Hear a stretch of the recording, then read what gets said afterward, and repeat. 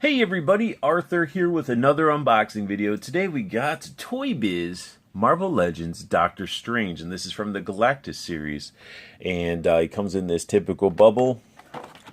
Everybody on the back. Here's a little bit of his bio, if you guys want to pause it and read it. Then we also have his stats. I really like the artworks that they do on those little spots there.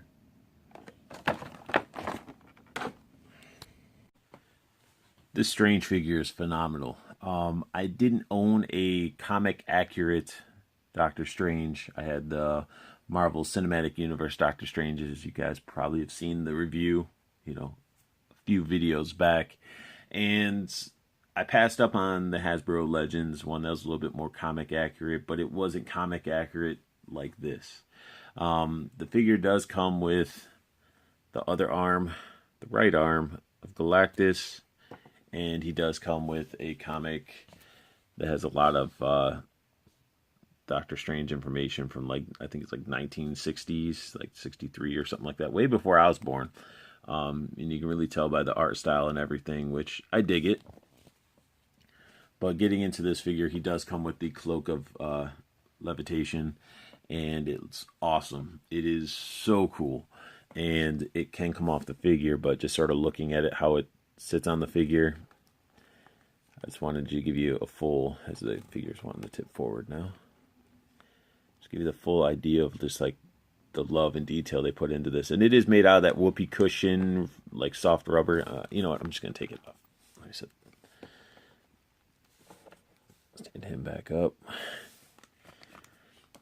But just look at the sculpt work and the texture, the paint job on it. I mean, it looks really good. I mean, of course, some spots of paint seem a little bit, light. I could have used some extra layers, but I accept it because it's supposed to be like a fabric. It has really nice texturing and everything to it, and again, look how pliable it is. They even painted the inside. I just noticed that. They didn't even have to. There's texture inside. They painted it with the darker shadowing and the red and everything. Let me see if you guys can really see that. That's awesome. That's some love. And just the fact that it's very pliable, very close to as it feels fabric. I like it because then you can get some use out of it. And give you a little bit of history on this. He does have two of these. He had a blue one, which was the lesser of the capes or cloaks. He handed that one down, and then this one he was gifted because of his battle against Dormammu. So some little history back there. The figure itself is pretty awesome. As this is not wanting to focus. Come on, focus. There we go. Look at that. Head sculpt, got the baby blues. Just looks spectacular.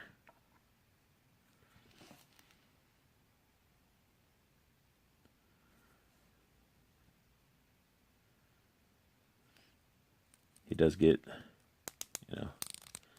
head rotation. It's a little stiff.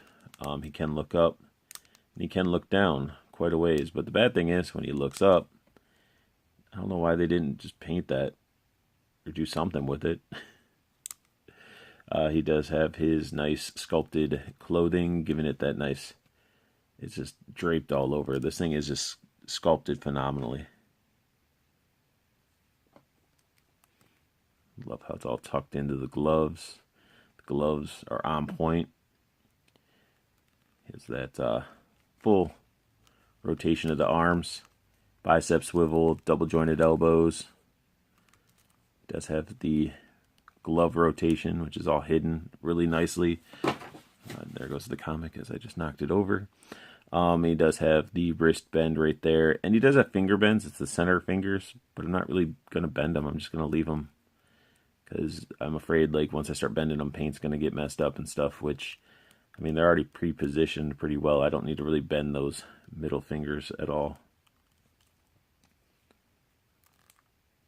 But yeah, look how the little spots and everything on the gloves.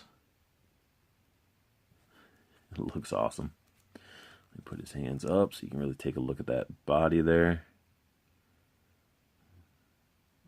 Belt sash looking good. That is, it's really nice. And this is even like a rubber as well. But I just can't get over just how the fabric is sculpted and everything. When it's getting all taut in there, you got a lot more wrinkles. Like, I'm just a little bit about why I collect figures and stuff is not necessarily that they're, you know, toys or comics and things like that. These are like little works of art. These are sculptures. They're just articulated sculptures, and they're amazing. So there's an artist that's back there sculpting this stuff by hand.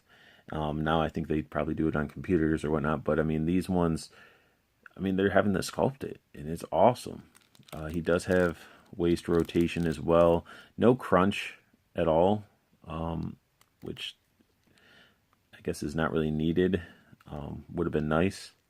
He can get his legs to go out this far. He has the more typical style. I don't think it might be a ball up there. Can't really. Let me look up his skirt and see if there's a ball up there. But no, his little tunic, I can't really. I think it might be. It's just more hindered by the plastic there. But he can get his legs out pretty far. He can only kick forward so far because, again, he is being stopped by this part of his tunic. And articulation for legs, I mean, he has nice double-jointed knees.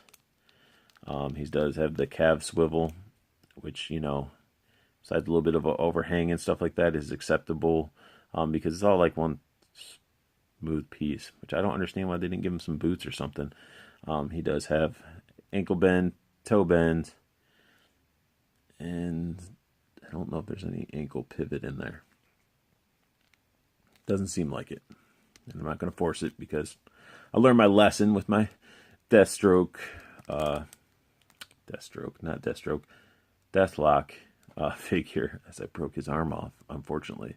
But let's go ahead and put this cape actually back on him and see what he can do with some, you know, articulation wise. So the cape, when it's on, you want it to be pretty much like that, right? You want that look. But when he's starting to move his arms, I guess you can get some arm poses because it is that softer rubber plastic. And then, you know, he can even he'll stand. He's got little weak angles.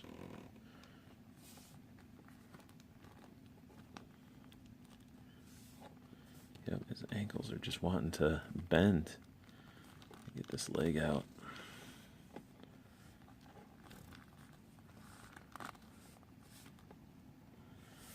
So there you guys go. I mean, you can get some his arms out there doing his little spells and everything, and could probably even get some effects that were already used with the other Doctor Stranges and put them on them. But I mean, even with this, you know, cape, I love the type of material they used where you can actually get some arm motion out of it, and it's not completely restricted by the cloak.